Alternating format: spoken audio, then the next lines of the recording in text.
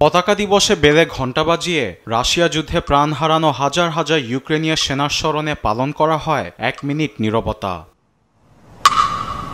ইউক্রেনের জয় হোক বলে শনিবার রাজধানী কিয়েভে পতাকা দিবসের আয়োজন শুরু করেন ইউক্রেনের প্রেসিডেন্ট ভলোদিমির জেলেনস্কি।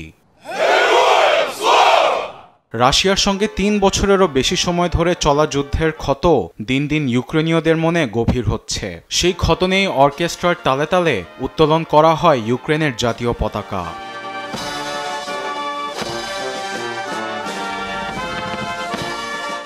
এমন পরিস্থিতিতে রুশদের বিরুদ্ধে প্রতিবাদী কণ্ঠের জানান দেন জেলেনস্কি। বলেন, রাশিয়ার হাতে ইউক্রেনের 1 ইঞ্চি মাটিও ছাড় দেয়া হবে না।